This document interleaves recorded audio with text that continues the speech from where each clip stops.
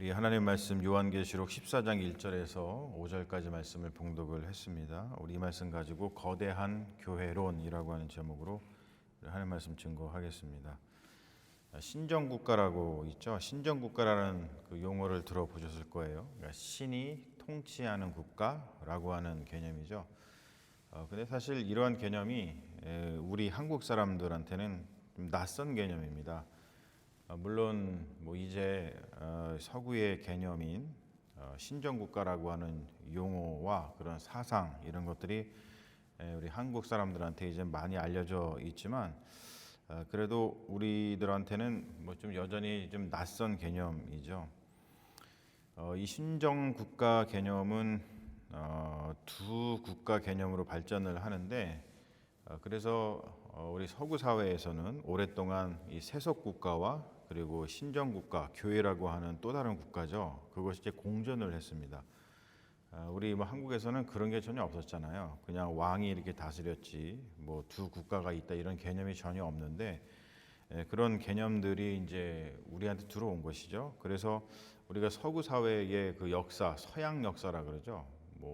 그것을 보면은 두 권력이 이제 갈등 관계에 있었다는 것을 어렵지 않게 알 수 있습니다. 쉽게 얘기해가지고 이 세속 국가의 왕 또는 황제하고 또 교회의 수장이었던 교황 사이에 큰 갈등이 있었습니다. 성경은 좀 기본적으로 보면은 좀 이러한 구조를 가지고 있어요. 이스라엘은 이제 신정 국가였잖아요. 뭐냐면은 하나님께서 다스리는 국가다. 이런 개념이 있었습니다. 그러다가 사무엘 상에 가면 그 이야기가 나오잖아요. 사무엘 시대에 이르러서 왕 세속 권력이 나타납니다. 그래서 이 사무엘 상의 말씀을 보면은 이러한 두 권력 체제, 어떠한 세속 권력과 하나님의 권력에 이게 두 체제가 이렇게 공존하는 것의 위험성을 말합니다.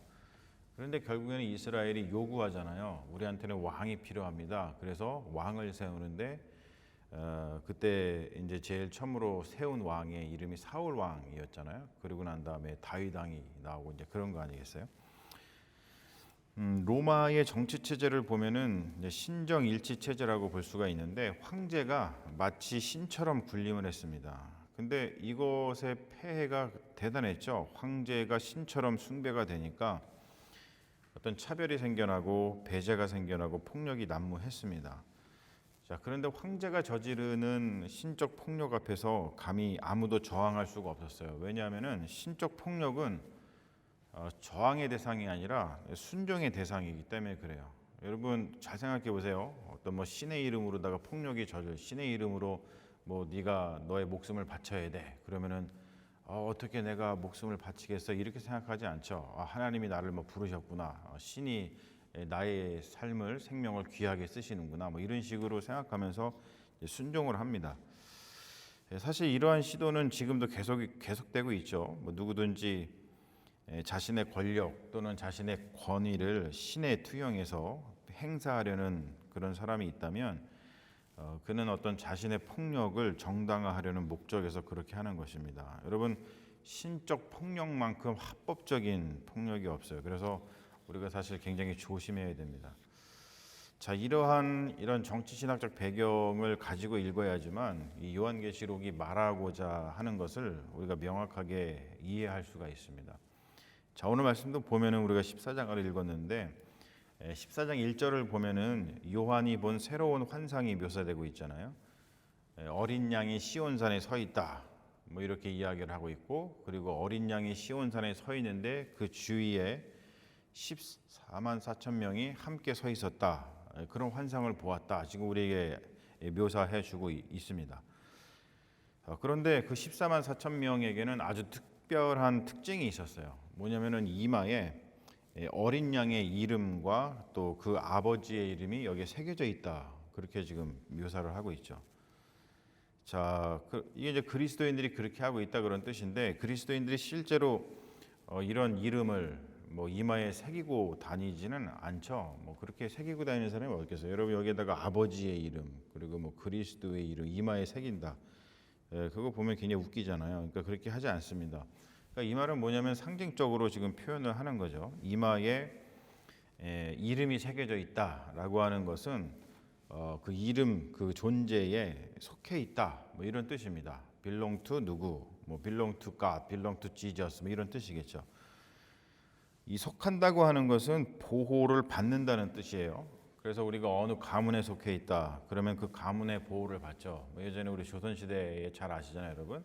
우리가 이씨 가문에 속해 있다 그러면은 이씨 가문의 보호를 받잖아요. 또 뭐 박씨 가문에 속해 있다 그러면 우리가 박씨 가문의 보호를 받습니다.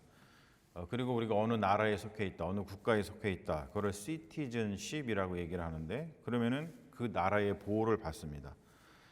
그런 거랑 똑같이 아버지와 아들, 그러니까 하나님과 그리스도죠. 아버지와 아들에게 속해 있다라고 하는 것은 뭐냐면 아버지와 아들, 즉 하나님과 그리스도에게 보호를 받는 존재이다. 뭐 그런 뜻입니다. 자, 14만 4천 명이 그러고 있다는 것인데 이 14만 4천이라고 하는 숫자는 우리가 전 시간에 살펴봤던 그 666 이 숫자와 더불어서 굉장히 문제적인 숫자잖아요. 왜 그러냐면은 이 자체가 문제가 아니라 이것을 가지고서 완전히 크게 잘못 유통을 시켜서 사람들을 교묘하게 속이는 그러한 숫자입니다. 그러니까 사람들이 잘못 해석을 하고 이것을 잘못 적용을 해가지고 이것을 잘못 유통시키고 있기 때문에 그렇습니다. 이 14만 4천이라고 하는 숫자는 12 곱하기 12 곱하기 1000이에요. 10이라고 하는 것은 이스라엘의 12지파를 상징을 하고 1000은 많은 숫자를 상징을 합니다. 그러니까 여기에서 표현된 14만 4천 명은 뭘 가리키냐면 우리가 이제 지난 시간에 봤듯이 짐승의 숭배자들이 오른손이라든지 아니면 이마에 짐승의 표를 받았다 그랬잖아요. 그것과는 달리 짐승, 그러니까 뭐 이제 폭력을 저지르는 황제라든지 아니면은 그런 체제, 로마의 체제, 그런 폭력에 가담하는 그 짐승 같은 인간들을 짐승이라고 이 요한계시록에서 표현을 하고 있는데 그런 짐승과는 달리 하나님께 속해 있는 그리스도에게 속해 있는 어린 양에게 속해 있는 세례를 받은 수많은 그리스도인들을 상징하는 것입니다. 성경과 기독교 신앙을 가장 우습게 만들고 또 왜곡하는 자들은 이러한 상징적인 문자를 잘 이용해 가지고 사람들을 막 현혹시키죠. 그래서 어떻게 현혹을 시키냐면 14만 4천 명만 구원을 받는다라고 말하고 또 그 숫자에 포함되어야 구원받은 것이라고 말을 합니다. 그리고 이 14만 4천 명 안에 포함이 되기 위해서 열심을 다해야 된다 이렇게 말을 하는 거예요. 여러분 생각해 보세요. 14만 4천 명만 구원을 받고 우리가 14만 4천 명 그 등수 안에 들려고 노력을 한다고 생각해 보세요. 세상이 어떻게 되겠어요? 완전히 뭐 이거는 지옥 같은 세상이 되는 겁니다. 여러분 이렇게 말하면서 사람들을 현혹시키고 채근하고 착취하는 인간들은 짐승 중에 짐승인 거죠. 자, 그러한 자들이 성경을 바르게 해석한다고 깝치고 그리고 그러한 저질 인간들, 짐승 같은 인간들에게 현혹이 되어서 삶을 빼앗긴 자들은 참으로 불쌍한 인생을 사는 사람들입니다. 그러니까 여러분 제발 이런 것에 현혹되지 말고 혹시 그러한 짐승들에게 인생을 빼앗긴 자들이 있다면 어서 빨리 그곳에서 탈출하라고 여러분 이야기해 주시고 혹시 그런 분이 있다면 어서 빨리 탈출하십시오. 시온산에 어린 양과 함께 서 있는 14만 4천 명의 그리스도인들은 오히려 그러한 짐승들한테 저항하면서 자유와 사랑을 빼앗기지 않고 끝까지 지키죠. 자, 14장 2절에 보면은 하늘 예배의 장면을 묘사하고 있는데 이 하늘 예배를 묘사할 때 성경에서는 그 물소리, 많은 물소리라고 하는 표현, 그리고 큰 우레소리 같은 것, 뭐 이런 이야기를 하고, 그리고 검은 고 타는 자들이 연주를 하고 있다, 뭐 이렇게 표현을 하죠. 사실 검은 고는 우리 한국의 악기잖아요. 그래서 이것을 번역할 때 우리 한국의 정서에 맞게 그냥 번역을 한 것이지 이스라엘에 검은 고가 있지는 않습니다. 어쨌든 간에 이 모습은 뭐냐면 하늘의 예배의 풍경, 하늘 예배의 풍경을 말해주고 있는데 이러한 풍경은 우리 기독교에서 어떤 음악이 발전하고 또 교회에서 음악이 중요하게 쓰일 수밖에 없는 어떤 그 배경들을 보여주는 것 같아요. 뭐 그런 것을 통해서 이제 어떤 노래라든지 음악을 통해서 뭔가를 찬양하고 하나님을 찬양하는 것을 보여주니까 그렇죠. 14장 3절은 이러한 음악의 중요성을 더 부각을 시키는데, 하늘 예배의 예배자들은 보좌 앞과 그리고 네 생물 그리고 24장로들, 뭐 이것은 우리가 다 앞에서 설명을 했습니다. 그 앞에서 새 노래를 막 부른다 그래요. 어린 양과 함께 서 있는 14만 4천 명 그리스도인 공동체죠. 14만 4천 명은 이 새 노래를 배워야 한다. 그리고 이 노래를 배울 사람은 그 14만 4천 명밖에 없다. 뭐 이렇게 표현을 합니다.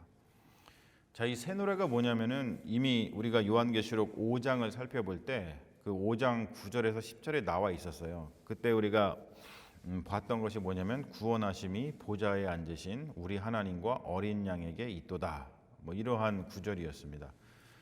사실 우리가 이 가사말로 노래를 지어서 예배 시간에 부르고 있잖아요. 뭐 구원하심이 보좌에 앉으신 뭐 이 찬양이 있잖아요. 그런데 여러분 여기서 새 노래라고 하는 것은 단순히 이 가사말을 말하는 것이 아닙니다. 자, 여러분 생각해 보세요. 새 노래로 부르라 그래요. 그러면 무슨 노래가 있었다는 뜻이에요? 옛 노래가 있었다는 뜻이겠죠, 그렇죠? 옛 노래. 그럼 여러분 옛 노래가 무엇일까요? 옛 노래는 뭐냐면 이 로마 황제, 로마 제국의 권력, 로마 황제의 힘 그런 것들을 찬양하는 노래, 그것을 옛 노래라고 합니다. 그러니까 사람들이 그렇게 살았다는 거예요.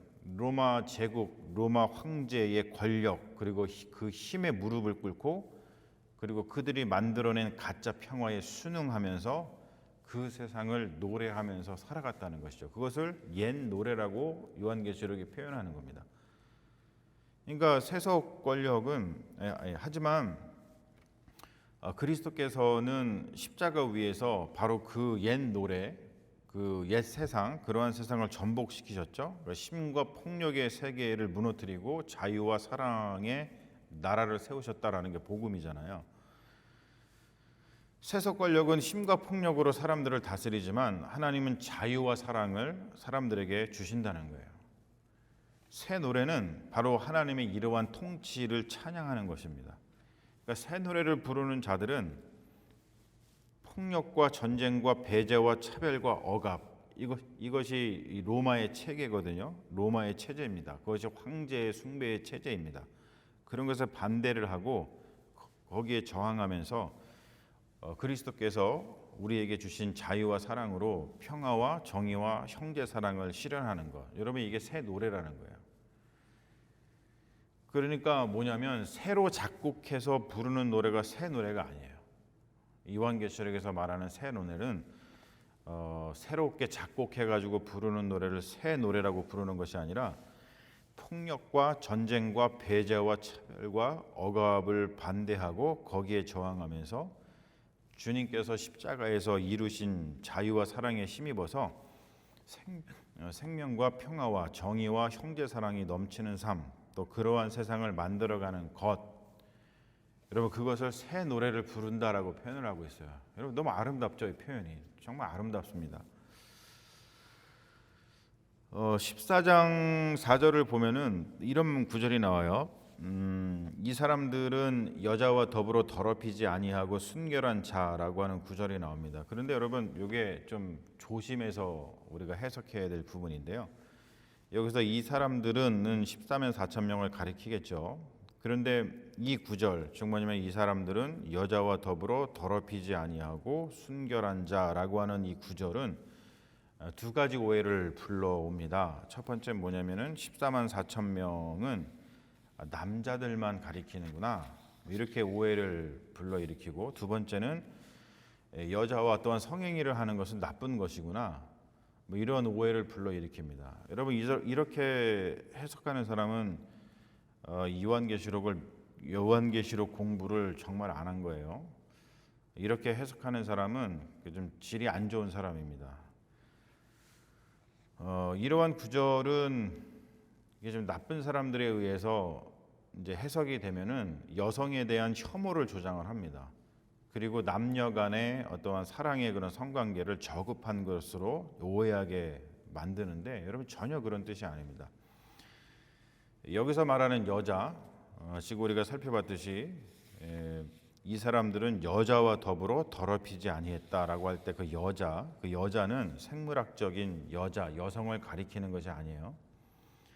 여자는 이 요한계시록 17장 5절에서 6절에 보면은 로마를 이렇게 가리키는 용어가 있습니다. 땅의 음녀들의 가증한 것들의 어미라고 하는 표현이 있어요. 바로 그것을 가리키는 겁니다. 그래서 여자와 더불어 더럽혀졌다라고 하는 뜻은 뭐냐면 이 로마 제국의 우상 숭배적 체계, 지금 계속해서 지금 요한계시록이 말하고 있는 거죠. 그 우상 숭배적인 체계, 즉 뭐냐면은 폭력과 혐오와 배제, 차별, 전쟁, 억압, 체제 이런 것에 순응하는 자들, 그리고 그러한 상태, 이것을 갖다가 여자와 더불어 더럽혀졌다라고 표현을 하고 있어요. 문학적인 표현입니다. 그러므로 순결한 자라고 하는 것은 뭐냐면 그러한 체제에 물들지 않고 저항하면서 사는 자들을 가리키는 것이죠. 그러한 자들이 14만 4천 명, 즉 그리스도인 공동체라고 하는 뜻입니다. 굉장히 중요한 뜻이죠, 여러분. 자, 14장 4절 후반부와 5절에서는 또 이렇게 이야기를 하고 있어요. 뭐라 그러자면 어린 양이 어디로 인도하는지 따라가는 자며 사람들 가운데서 속량함을 받아 처음 익은 열매로 하나님과 어린 양에게 속한 자들이니 그 입에 거짓말이 없고 흠이 없는 자들이더라 이랬습니다. 이것은 이제 14만 4천 명, 즉 그리스도인 공동체를 이야기하는 거죠. 이게 여러분, 이것은 이 지금 요한계시록의 이 말씀을 보면은 이게 거대한 교회론이에요. 그러니까 교회란 무엇인가를 살펴볼 수가 있고, 또 교회로 모인 우리 그리스도인 공동체는 어떠한 세상을 꿈꾸는가 라는 것 등을 우리에게 가르쳐주는 거대한 교회론입니다. 여기서 이제 거대하다라고 하는 것은 뭐 메타라고 하는 말인데 뭐냐면은 교회의 어떤 지향점을 보여주는 것이죠. 우리 교회가 어떠한 큰 이야기를 가지고 이렇게 존재하는가, 뭐 그런 것을 가리킵니다. 마태복음 5장의 산상수훈에 보면은 예수님께서 우리 그리스도인들을 가리켜서 뭐라고 말씀하시냐면 빛과 소금이라고 말씀을 하셔요. 그러니까 교회는 어둠을 비추는 그 빛을 마음에 품은 자들이 모이는 곳이고, 또 짠맛을 내는 소금을 마음에 품은 자들이 모이는 곳이라는 것이죠. 여러분, 한번 우리 자신을 한번 돌아보세요. 우리 안에 이 빛이 있는가? 그래서 우리는 어둠을 비추고 있는가? 그런데 여러분, 그 빛이 얼마나 밝은 빛인지는 중요하지 않아요. 우리가 작은 빛이 있으면은 칠흑 같은 어둠을 밝히기에 충분합니다. 그래서 우리가 이 안에 빛이 있는 게 중요합니다. 빛이 있는 게, 그것이 얼마나 밝은 빛이냐는 그렇게 중요하지 않아요. 그리고 또 한 가지, 우리 안에 소금이 있는가 한번 생각해 보십시오. 소금은 이제 맛을 내잖아요. 지치고 힘들 때 소금 하나를 이렇게 입에 넣어 보면은 우리 입안에서 맛이 돌고 생기가 돌잖아요. 그래서 야, 저 사람이 같이 있으면은 굉장히 이 세상에 맛이 나는 것 같아, 뭐 이런 것이겠죠. 이러한 사람들을 요한계시록에서 뭐라고 표현하고 있는 거냐면 그 입에 거짓말이 없고 흠이 없는 자다, 이렇게 표현을 하고 있습니다. 아버지와 아들에게 속한 자들, 그래서 새 노래를 부르는 자들은 이렇게 다른 세상을 살아간다는 것입니다.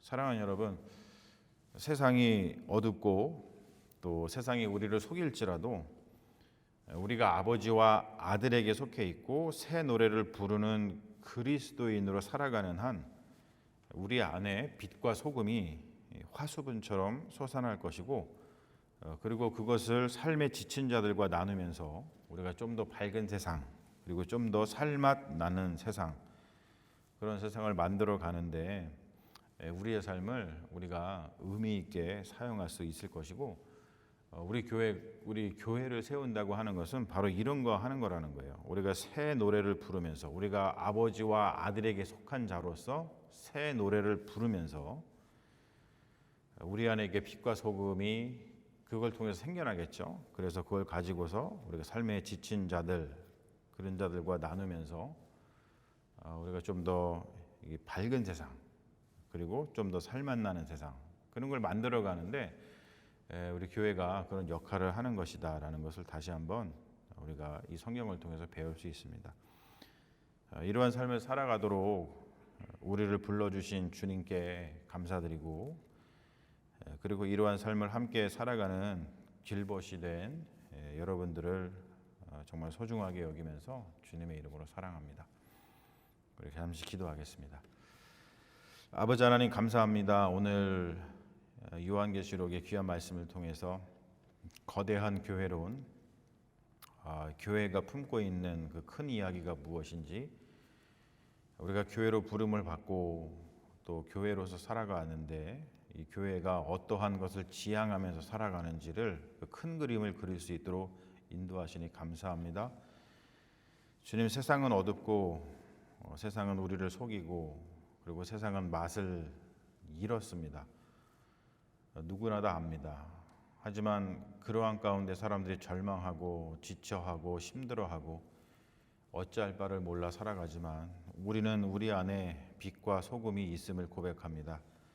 그것이 바로 십자가에서 우리를 위해서 생명을 내어주신 우리 주님께서 우리에게 주신 것이고, 그것을 통해서 이 어두운 세상 그리고 맛을 잃은 세상에서 그 세상 속에 살아가면서 지치고 힘들게 살아가는 사람들에게 빛과 소금이 되기를 원합니다.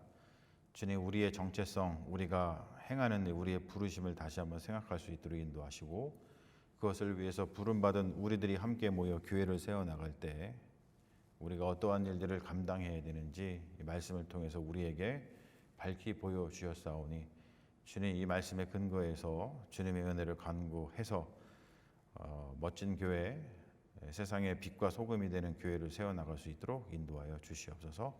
우리의 삶을 이렇게 멋진 삶으로 불러주신 하나님께 감사하고, 또 무엇보다 이러한 삶을 같이 살아가는 우리 옆에 있는 길벗들에게 날마다 감사하며 사랑을 전하는 믿음의 자녀들 되게 하여 주시옵소서. 감사드리며 예수님의 이름으로 기도합니다. 아멘.